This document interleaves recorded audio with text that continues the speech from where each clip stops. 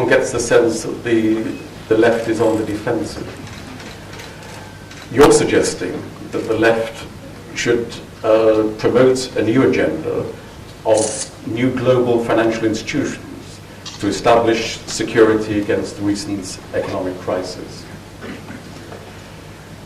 What is needed beyond the G20 conclusions, and why should we be optimistic that in the current climate, the left is in a position to help set that agenda? Well, thank you, Evan.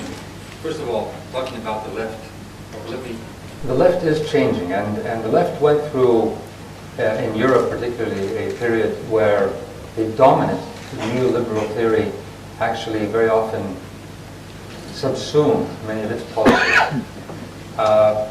We were also, in part, taken up by much of this mythology that the market will work wonders by itself.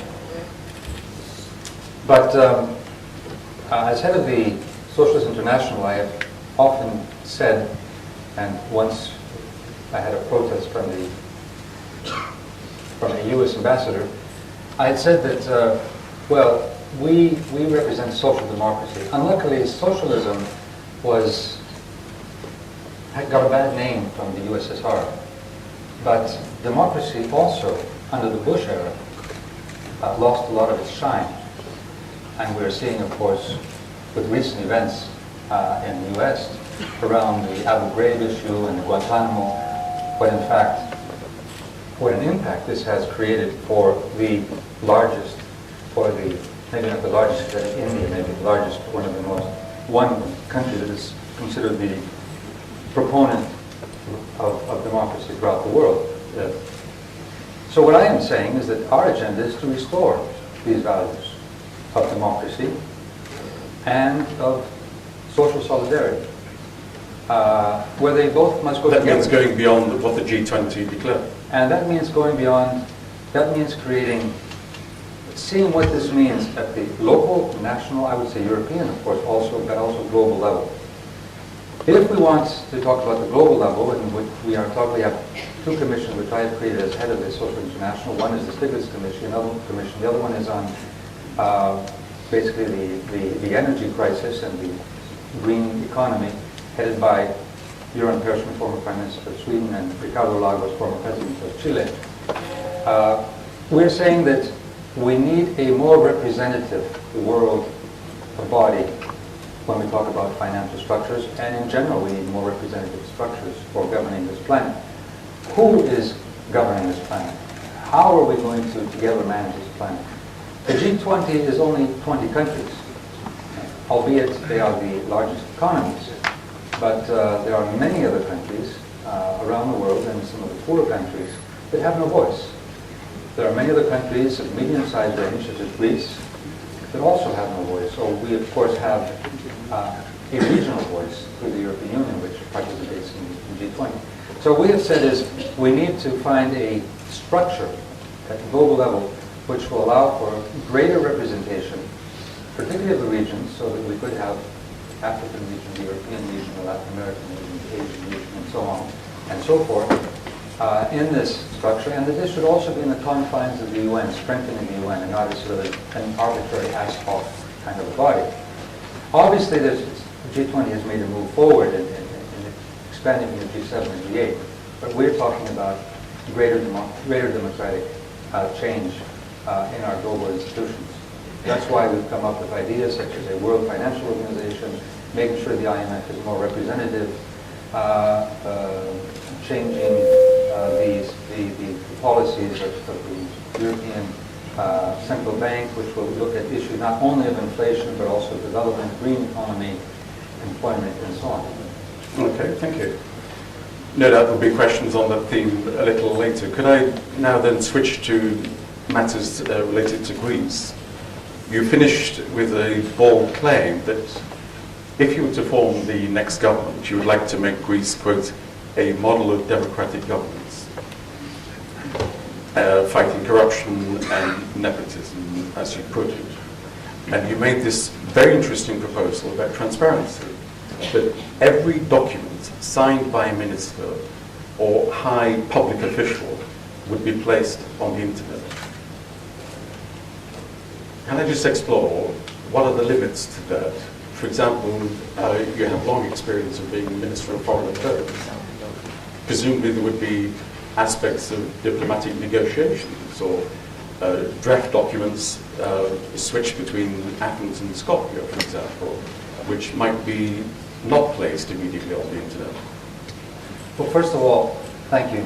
First of all, we have a system which is very non-transparent, so there's much room for change. Secondly, what we're saying is, particularly when we're dealing with the public's money, where a minister signs a document to give money somewhere, whether it is a procurement or whether it is an employer, an employee, that this immediately goes on to the internet. It goes online. Otherwise, it's not valid. It's not legal. And we may have a question, for example, with military procurements. But what we have said here is, let's take military procurements at least to the Parliament to be checked by an inter-party, if you like, or all-party parliamentary committee, so that there is greater transparency there. And we also would like to see that if we do this at the ministerial level, we would slowly move down to all other levels of government, such as local government, where there also seems to be quite a bit of corruption also. So we would see that local government decisions would have to be on the internet, and where the neighbors can check and say, well, where did this money go? Who did it go to? So this would, I think, be one way, not the only, but one way to check where people's monies go. I've suggested this again and again in Parliament. When I talked to the Prime Minister and we had a debate, I suggested it when I met him personally.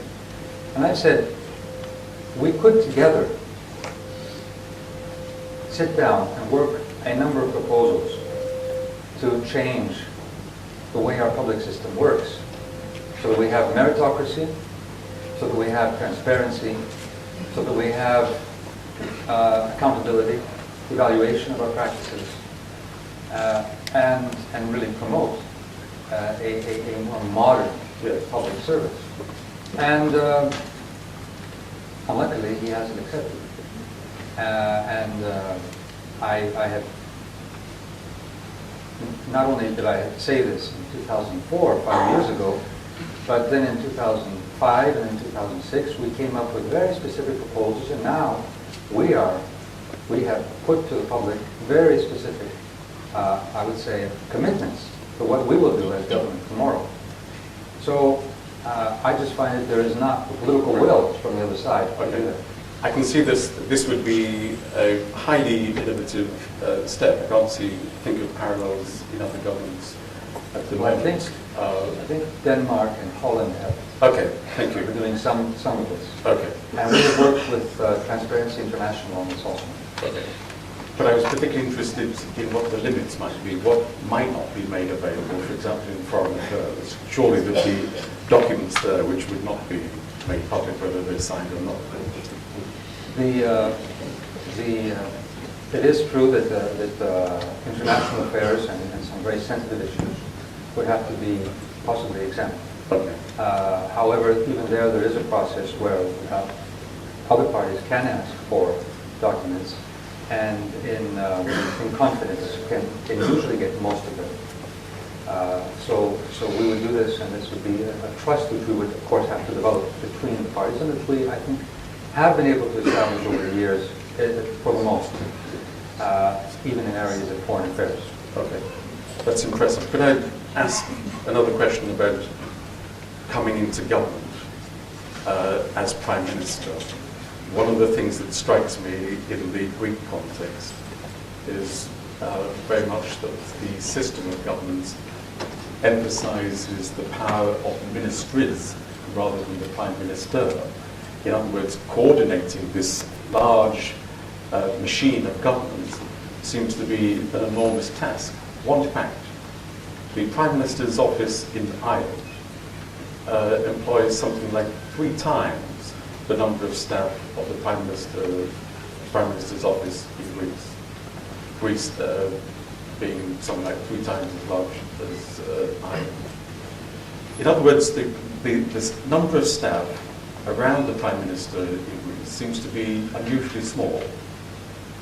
Given the task of trying to coordinate government, given the task of accountability, given the task of trying to set new priorities, I wonder what innovations you might make as Prime Minister managing the government machine, in addition to the point about transparency. First of all, one of the problems I believe we have in Greece is that, you mentioned it, it is that we have even though a strong prime ministerial office, but not necessarily with the capacities to actually follow up the priorities and make sure that there's accountability by the ministers. So what happens in the end is that power is given to ministers, and then they end up being a little bit like feudal lords, their own feudal territory, where they have followed their policies, may clash with other ministers and other ministries, and really not have a consistent view of where things are going. So we do need a stronger prime ministerial office. But I also would like to say that we need greater capacity at the higher level of governance in our political system, in our government. When I say higher capacity, I don't mean that we need to create a bigger government. We have a huge government in Greece, a huge public sector, but it's so big and it's so bureaucratic, in fact it's ineffective. So we would, in fact, would say we would like to decentralize power to local government so that most of the services that people need are delivered directly through local government, which is what most other democratic European countries have, whether it's the UK or whether it's Germany or whether it's Sweden or some other country. But what we need to do is, and therefore central government has to be much slimmer, if you like, but much stronger in capacity to monitor, to understand the type of problems, to research the type of different policies we could follow, to develop the necessary alternatives, to train the public servants in the new capabilities and needs, new technology and so on. So that's why what I'm planning to do, if I am given the mandate by the people, is to make sure that we choose at the highest level the people that are advisors and general secretaries in a meritocratic way. We have excellent professionals in Greece and around the world. Many of them graduates of the LSE. Many of them graduates of the LSE. We need to use this capacity. We say in Greece, usually you put in kumbaros, where kumbaros is talking now. That's not the policy I'll follow. But I want to find the best we have, and we have good people, and we need to use our good people, men and women from around the world and in Greece. And then we can say that yes, of course, we will have a government which knows what it's doing. A government which will bring in innovation, a government which can bring in research and development, a government which can serve the people in a better way. Okay. On the theme of bringing people in, it seems to be the appropriate time to open things up to the audience. There are people around the theatre with roving microphones to pick up the questions. There are microphones both upstairs and downstairs. Could we ask you, please, to ask questions rather than speeches, but could you also identify who you are? Could we take the gentleman with the spectacles here first, please?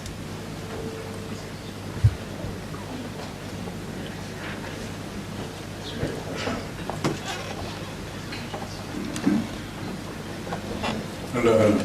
Thank you very much, Chair. My name is Kyriakos Choupras. I am a journalist, London correspondent of the Sun News Agency. Very, very noble aim. Sorry, can you put the microphone to you? That's it. Very, very noble aims of this very commendable lesson. I wonder whether there is a need to distinguish between what is good wishing, pathoritica, and what is, or it could be, a realistic target. Like, for instance, you refer to specific aims of a new PASOK government. And Chair, I wonder whether you allow me to ask a question also, which is outside the strict limits of the subject. Could I, on Cyprus? Oh, go ahead. It's not outside the statements. Well, thank you very much. What is the PASOK position on Cyprus vis-à-vis Turkey's ambition for the European Union? Thank you. Could we take a couple more? Sure, fine. Gentlemen, towards the front. Basically what I'd like to say is, okay, it says on the wall, new international order. Now I was here a few weeks ago when George Soros was speaking, and he basically had his own vision of a new international order, and I questioned him about the new liberal policies of him and, say, people that are representative at the G20. And he gave me a very interesting answer. He basically told me that the proposals of, say, the left in this fight are very idealistic. And not only that, human nature, whatever that means, prevents people from doing things of a progressive nature because it's not in their self-interest. Now, what I'm interested in knowing is, what do you think is the human nature of people in this regard? Can socialism function in the way that we would? He's putting his hood up. So I would like to ask Mr. Papandreou, what are you going to do to reform this thuggish organization that is called the Greek police?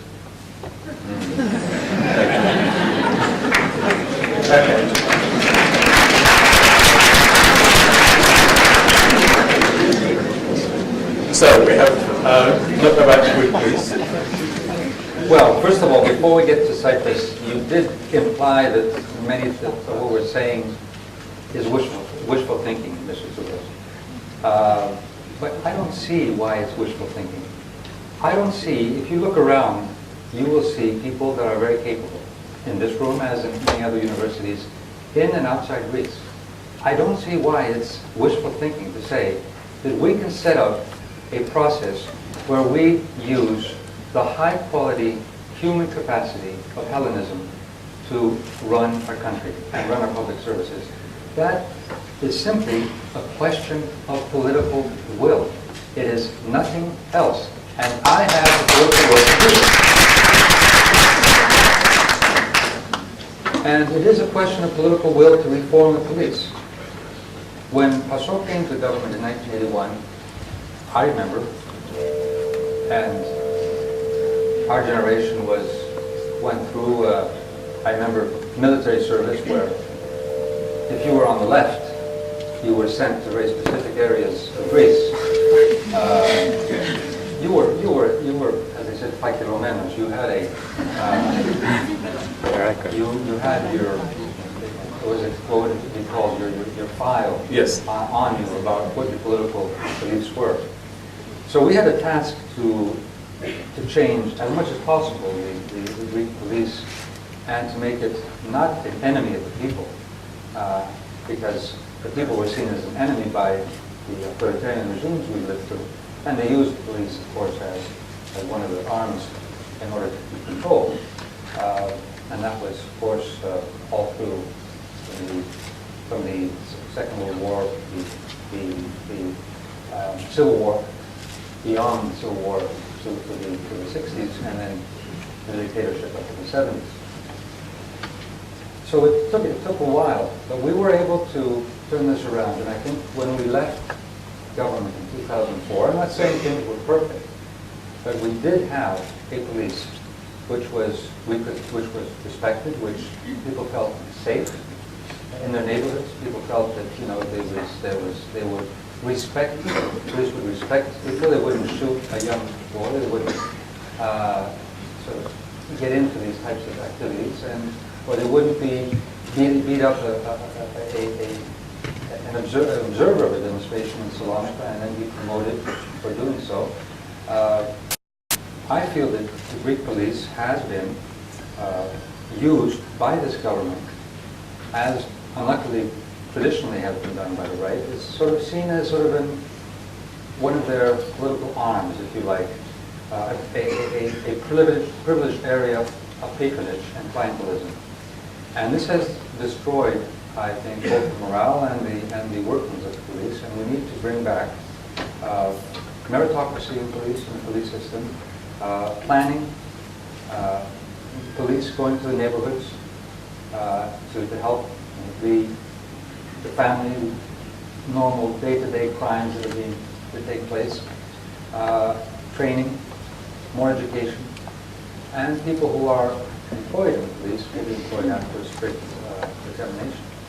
So I think that this is something we need to, unluckily, return to again, which I thought had made a pretty good job of doing by 2004. Now the idea, you protested, rightly so, by putting a hood on your head. We have this, I think, quite absurd law. I think that I'm sorry that Sarkozy also thinks that this will work. I don't think it'll work. Saying that we will stop the violence or the stone throwing or the youth protests if we make wearing a hood illegal.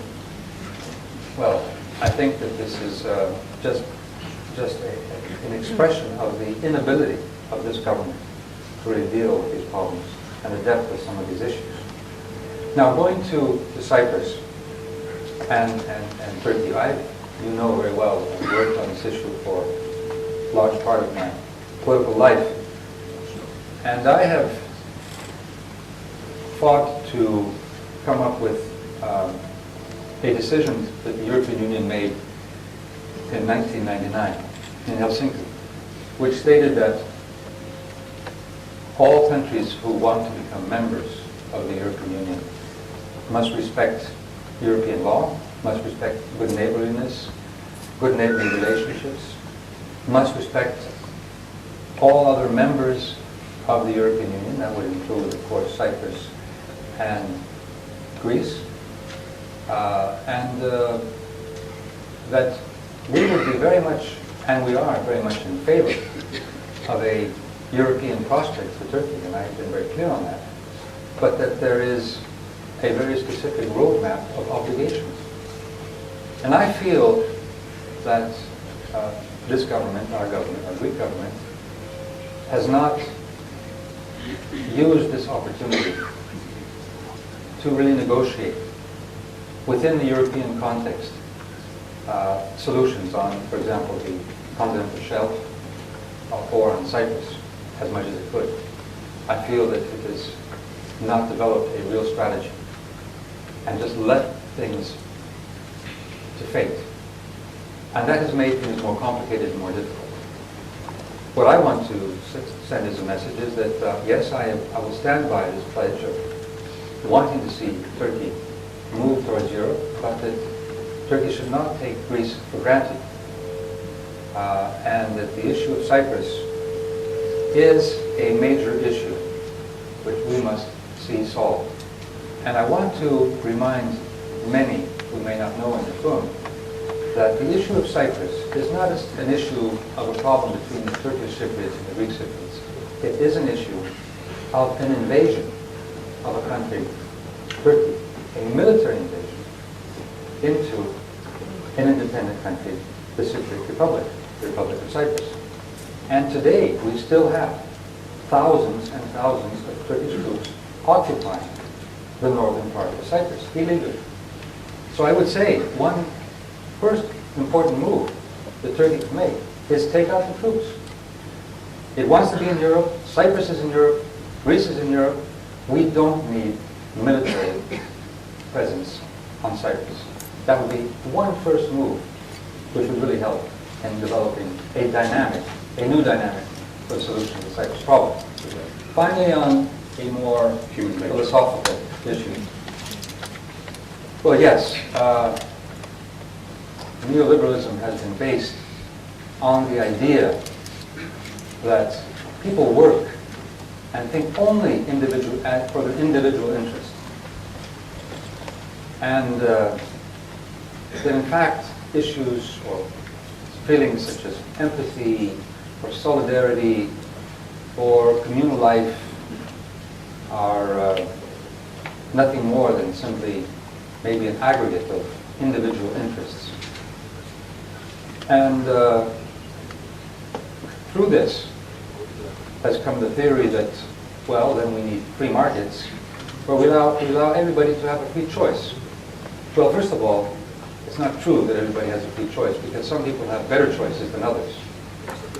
Some people have more money, some people are born in better environments, and therefore there is great inequality, which does not allow for free choice. But secondly, even recent biological studies of the human brain have shown that the idea of community, the idea of human empathy, is in fact part of our hard wiring of our brains. So I would say that if we're talking about human nature, our community, living in a community, living amongst people, feeling a sense of solidarity, yes, that is part of a human being which we cannot negate. So I would say, yes, there are individual interests, but we also feel very much a part of a society. And unluckily, neoliberalism has made us individuals very much alone.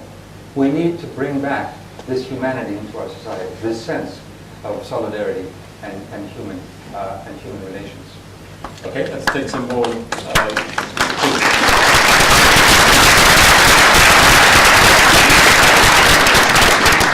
Could we take a question from the gentleman in red? Very much for a very interesting discussion. You mentioned President Obama and his famous election call, and you also talked about the co-creation system. You would never have gained the nomination had it been from simply within the official party system itself. And I know that you've experimented with a degree of using local primary groups. Could you say something about what those experiments are, and whether there's a public will increase that they could be effective? And could I just add, as we have a party, the governing party, I think is in the Socialist International here, critical remarks about putting money into rescuing the banks. I think the remarks ran along the lines of, rather than putting money into rescuing the banks, put it into healthcare reform, education reform, and so on. Wouldn't you agree that we are not going to get the international economy going again until that's why putting money into the banks is so crucial, and it's crucial we do it urgently. Thanks. Sorry, could you just identify who you are? Yeah, Keith Raffin. Thank you. And we have a... This is a worrying development, which is undermining our democratic institutions, and it's undermining something even deeper, our sense of confidence in justice. And if our citizens do not feel that there is a sense of justice, that those who are in power, or those who are powerful, or those who have the means and the ways can influence or get away or even bend the laws, then why will our citizens want to abide by laws? Why will our citizens feel that they belong to this society? We immediately create a sense of rupture, a sense of alienation, a sense of lack of cohesion. So if we're talking about a real unity within any society, we need to base this on basic principles. We need that at a national level, we need that at a global level. We need the sense of justice to be there. If we want to be able to feel that people feel that they are part of society, that if something goes wrong, there will be justice which will be meted out. So I would. This is a big issue in Greece, as there have been a number of issues of alleged corruption, high political officials. Government has continue to deny due procedure in Parliament to make sure that these issues are out in the air and we actually examine them. And they have found a number of allies in the justice system which have colluded, whether it is openly or the way they have colluded, however, in covering up these issues. So that's why we have said that we feel that this is something that's undermining our democratic system. What will we do?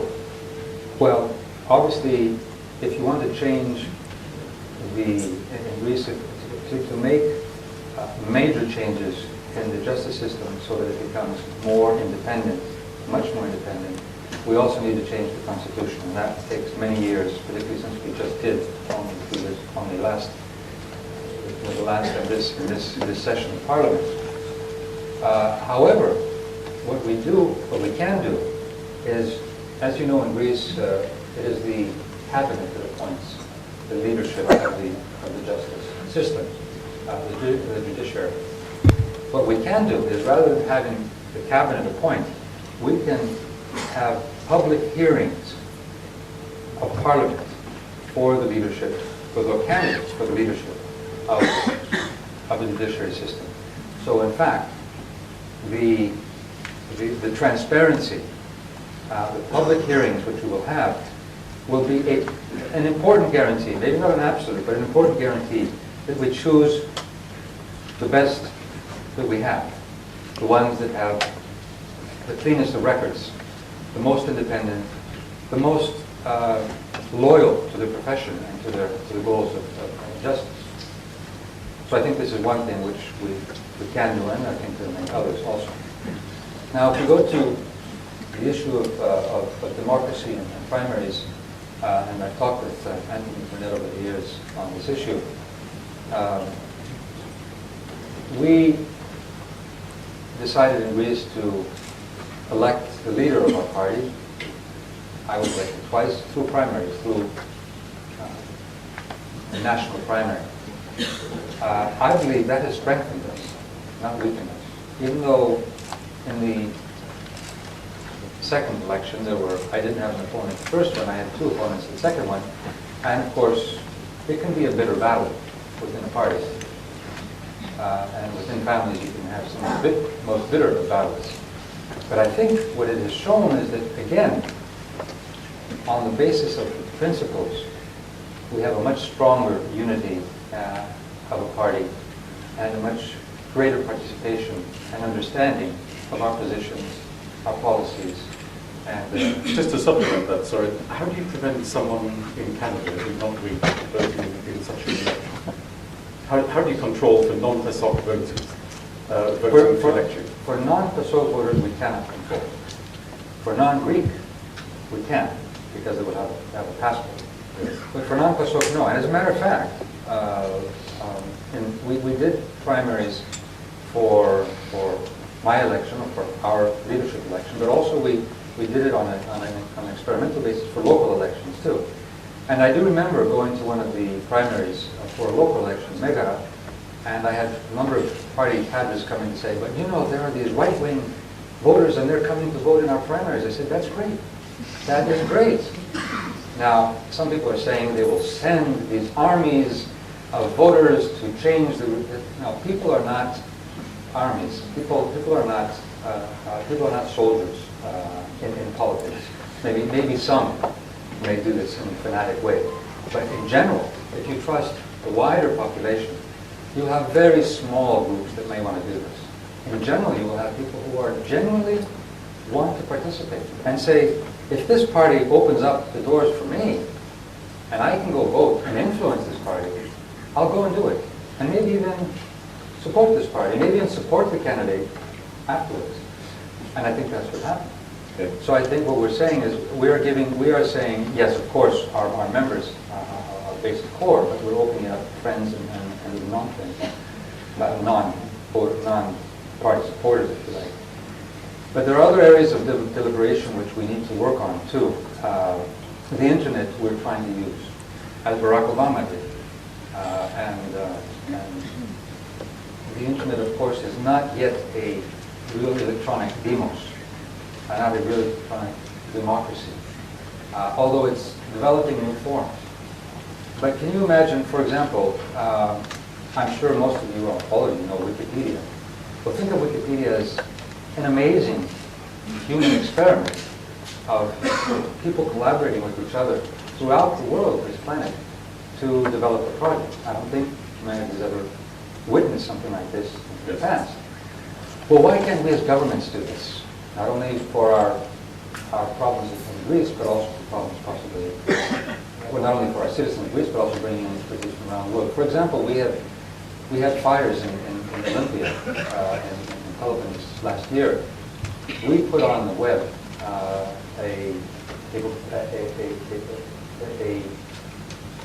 contest for ideas of how we would change and restructure the whole region to make it a prototype of a green economy, of tourism, of education, athletics, culture, and so on. And we'll be getting the final results, I think, in April, and by end of this month. So I'm conscious of the time. Andrew's point was about citizen responsibilities and rights. To what extent are rights dependent on responsibilities? Well, I think we would agree. I don't know if it's maybe an obvious point, but I have felt more people feel that they are respected, their rights are respected, the more responsible they feel. If you can give them the possibilities for participating, then in general, that's my feeling, they will be taking on more responsibility. Now you need a political system also that educates. I think this is where politics has to change, because we have often created an image of a leader that knows everything and will bring solutions to you, and all you have to do is pay your taxes, sit at home, obey the law, and everything will be solved. I don't think our complex world will work that way anymore. And politicians don't have all the solutions. But they do have the way, the possibility to democratize our societies, to bring in ideas and solutions, and participation, and co-creation, that we were talking about it.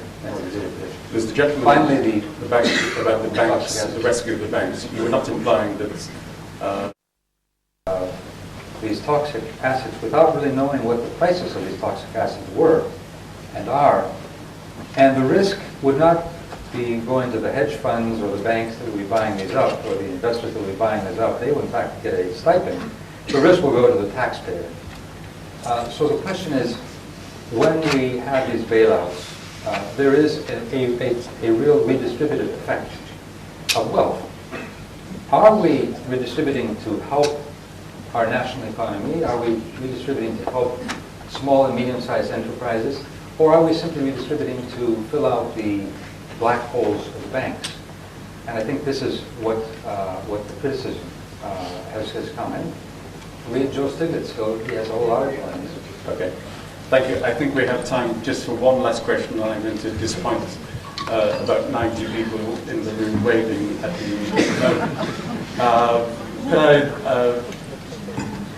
the gentleman right at the back. Like a woman. Manchester.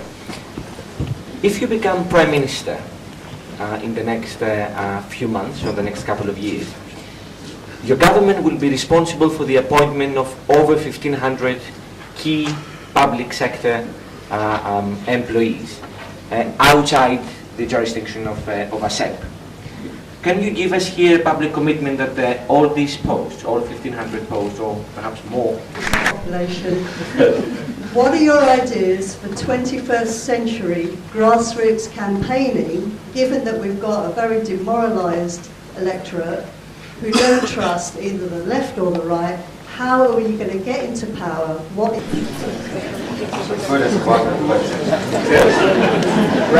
Grassroots organizing. Well, let me just put it this way: that parties will organize, try to get their message across in ways that, in many different ways, and I think people have organized in very different ways over the years. Now, I've heard very often that we parties pollute by throwing paper around and so on. Well, if you have other ways of of access to other media, I think that will change. And as television has come in and radio, that's somewhat slowed down. I think what we have also done is we have much more organized billboards, which are, by law allow parties, but in specific areas, to put their posters and so on. But I don't think that one can really contain all the different types of ways grassroots will organize. But I think what a bigger threat is to grassroots politics is how representative our parties really are and how much we can really capture the spirit of grassroots organizing. And in Greece and in many other parts of the world, the question of political money is a very big issue. That's why we've made very specific proposals of electoral reform, not only for the campaign money, but also for how we run our own finances as a party. And we have said all our finances are soon to be on the internet, all our finances. We also have said we want our money, any donations to be given through bank in a transparent way and on the internet. So I think this is another area which we need to look at to make sure that citizens really feel that they are represented and not simply have parties that have been captured by big money or big power or media and so on. On the issue of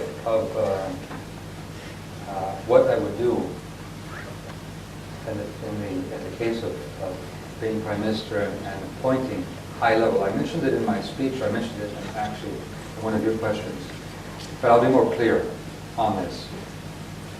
It will be for every top level seat, and there are, as you said, thousands of them, for the government appoints a large number of people for the councils, for hospitals, public works, electricity companies, banks, and so on. And not all, of course, private, or some semi-private, but we have, in many areas, the competency to appoint people. What I have said is that we will have open process and open announcement of interest, call for interest by people, through the internet, where people can be evaluated, whether they are in Greece or whether they are outside of Greece. And I say this because you'll say, well, you're saying this now, you won't do it afterwards. Well, one thing I did when I was in the Ministry of Education some years ago, I remember when we were to advertise for a position in a university. When a university was to advertise for a professorial position, the law said that it had to advertise in two newspapers, one Athenian and one local regional newspaper. What happened is that they would choose a date and a newspaper in Athens and in the region which was very non-transparent. And someone in Greece, much less in London or in the United States or in Australia or somewhere else in the world, would never find out that there was a position open that a professor could find a job. So I did something very simple. This was in 1994 when internet was not as developed as it is today. I put into law that there will be no legal, how do you call it, announcement of a position for a professor if it is not put on the internet. And you don't have at least a period of time, I don't remember if it was 2 months or what, for it to be on the internet before it would close the candidates list.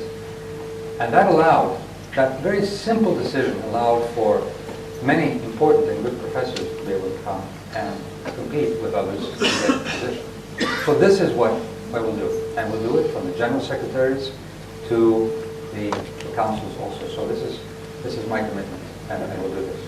Finally, on the Greek Church, a big issue. I have again and again said that we need to have two very distinct roles between state and church.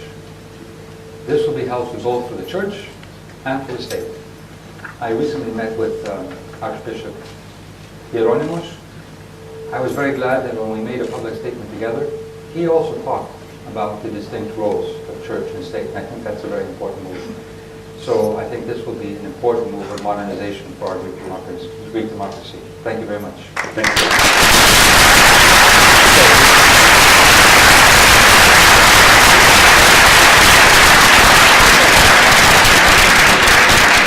If I could just ask you to stay right where you are just for a